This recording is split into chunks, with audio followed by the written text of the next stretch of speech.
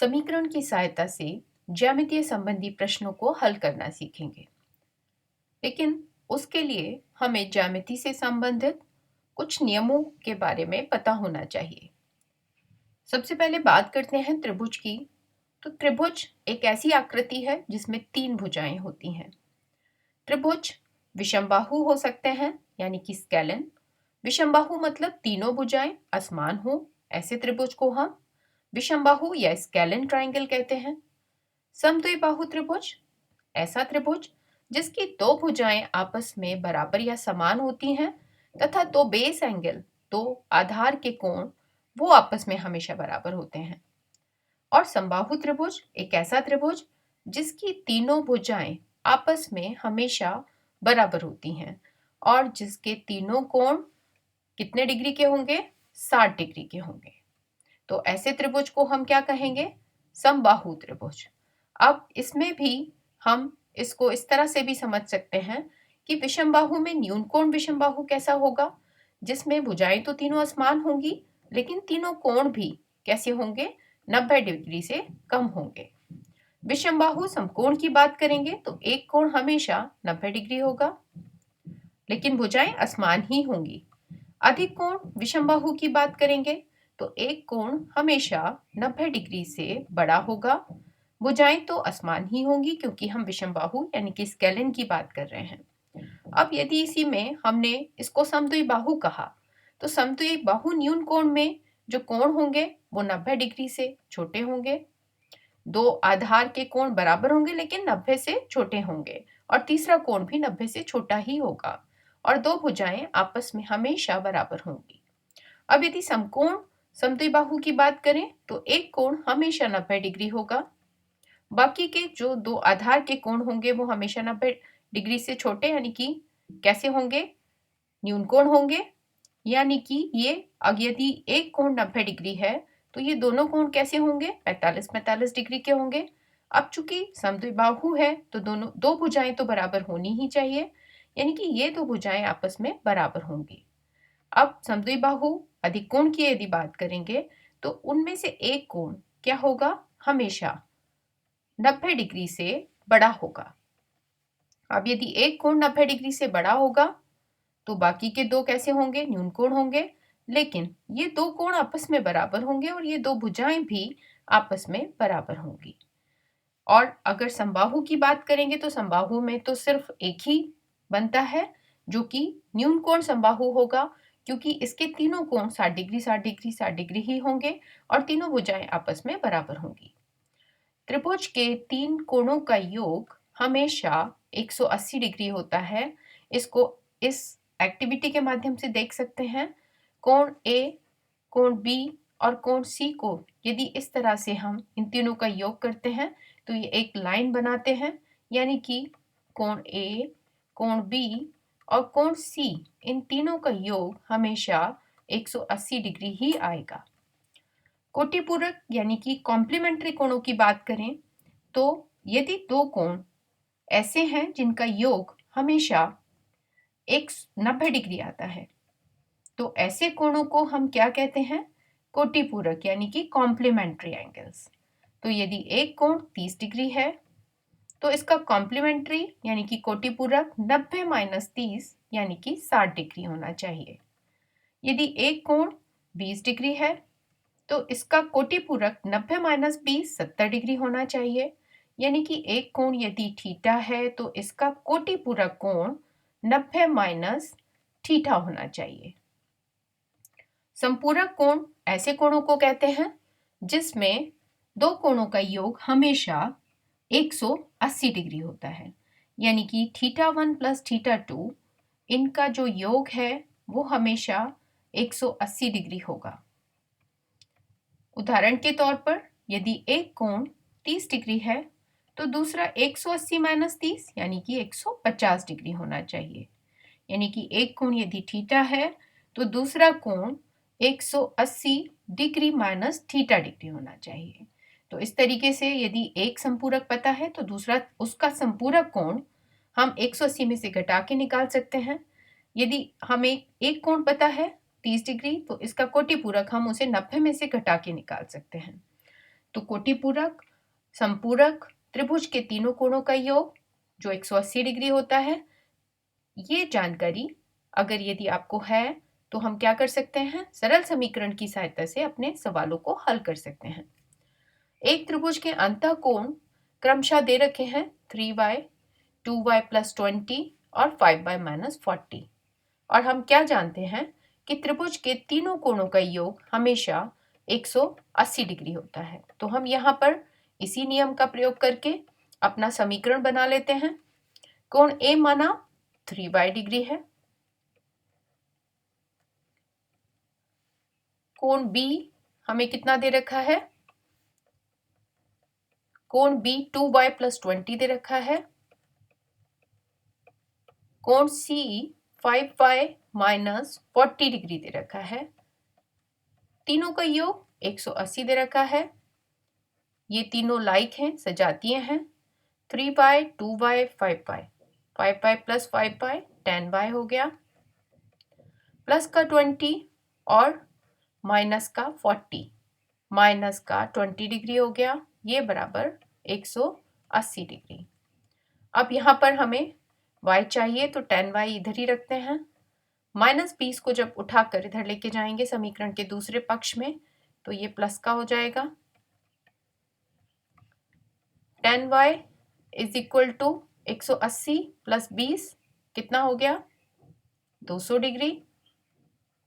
यानी कि यहाँ पर क्रॉस मल्टीप्लाई यदि करते हैं तो y बराबर 200/10, तो y का मान कितना आ गया, 20 डिग्री।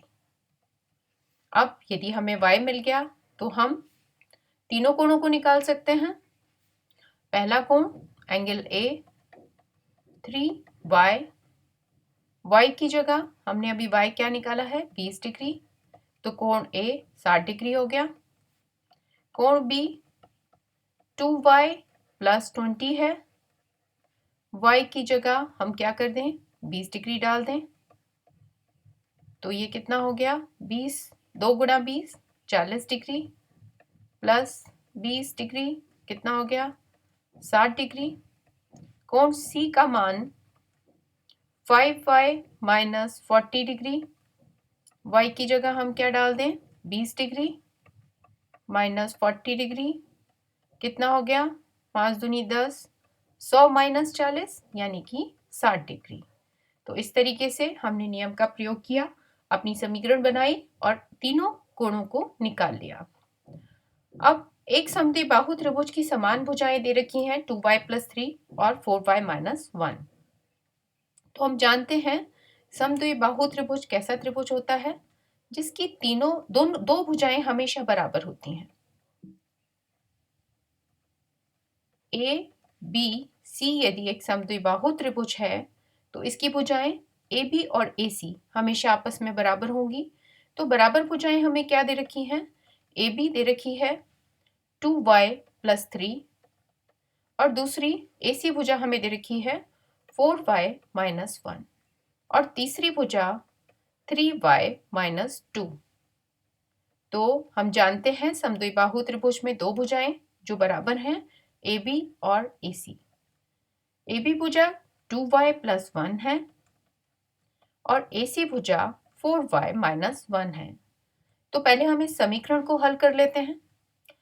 यहाँ पर हम क्या करें, 2y + 3 है, इस 2y को इधर ले जाते हैं, सजातीय है 4y के साथ, और इस 1 को हम इस पक्ष में ले आते हैं। तो जब 1 को हम इधर लाएंगे तो -1 इधर आके प्लस हो गया, +1, और 2y को जब हम उस पक्ष में ले जाएंगे तो प्लस का 2y माइनस का 2y हो गया। अब 3 + 1 4, 4y - 2y 2y।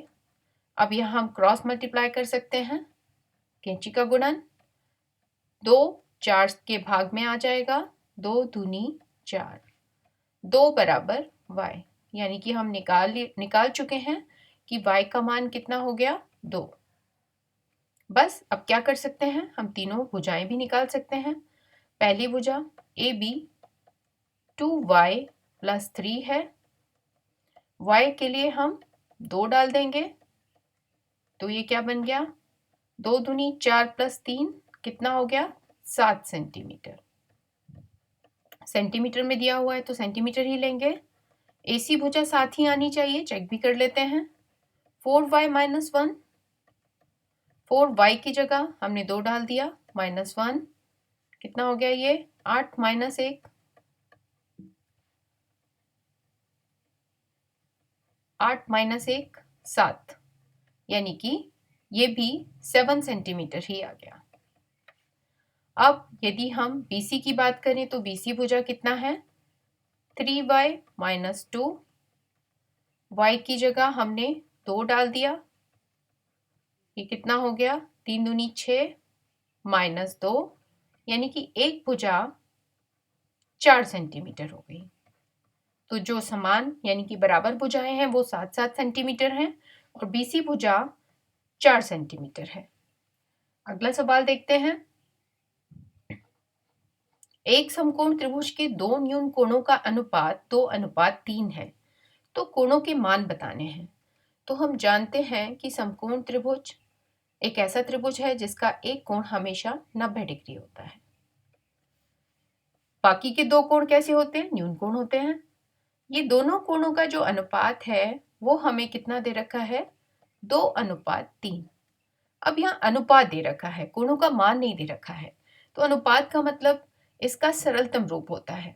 तो अब यदि हमें कोणों का मान देना है कि कोण क्या है, तो हम ये मान सकते हैं कि यहाँ कुछ जरूर ऐसा रहा होगा जो आपस में हमने काट के इसको सरलतम रूप में लिया है। तो हम हमेशा जब भी अनुपात दिया होगा हम कोणों को किस तरह मानेंगे, माना कोण एक कोण θ1 2x है और दूसरा कोण θ2 3x है। अब समकोण त्रिभुज का एक कोण जब 90 डिग्री हो गया और हम जानते हैं कि किसी भी त्रिभुज के तीन कोणों का योग हमेशा कितना होता है 180 डिग्री होता है। तो जब एक कोण ही 90 डिग्री हो गया तो दो न्यून कोणों का योग हमेशा क्या होना चाहिए 90 ही होना चाहिए, तभी वो 180 बनेगा। यानी कि यहाँ पर हमें एक परिस्थिति मिल गई, कंडीशन मिल गई कि θ1 प्लस θ2 इन दोनों का योग क्या दे रखा है 90 डिग्री दे रखा है। अब θ1 2x है और θ2 3x है, ये बराबर 90 डिग्री, 5x बराबर 90 डिग्री। अब यहाँ क्रॉस मल्टीप्लाई कर सकते हैं, x का मान कितना आ जाएगा 90/5, 5 एकम 5 और 5 अट्ठे 40, यानी कि x हमें मिल गया 18 डिग्री। अब यदि x मिल गया तो हमें दोनों न्यून कोण भी मिल जाएंगे। हम जानते हैं θ1 हमने क्या माना था 2x, x की जगह 18 डिग्री यदि डाल देते हैं तो कितना हो गया 36 डिग्री। θ2 3x था, x की जगह हम 18 डिग्री डाल देते हैं, ये कितना बन गया 54 डिग्री। और देखिए 54 डिग्री और 36 डिग्री दोनों का योग कितना है 90 डिग्री। तो इस तरह से हमने ये सवाल भी हल कर लिया। अगला देखते हैं, दो कोटिपूरक कोणों का अंतर 30 डिग्री है तो प्रत्येक कोण की माप बताइए। तो हम क्या जानते हैं कि जो कोटिपूरक यानी कि सप्लीमेंट्री एंगल्स हैं उनमें क्या संबंध होता है कि दोनों कोणों का योग, दो कोटिपूरक कोणों का योग हमेशा 180 डिग्री होता है। तो यदि एक कोण मैंने थीटा ले लिया तो दूसरा कोण 180 माइनस थीटा ही होना चाहिए, क्योंकि दोनों कोण कैसे हैं कोटिपूरक हैं। अब हम कंडीशन देखते हैं, दोनों कोटिपूरक कोणों का अंतर 30 डिग्री दे रखा है, तो अंतर ले लेते हैं। पहला कोण थीटा, इसका अंतर, दूसरा थीटा का कोटिपूरक 180 माइनस थीटा, इन दोनों का अंतर कितना है 30 डिग्री। अब इसको हल करते हैं।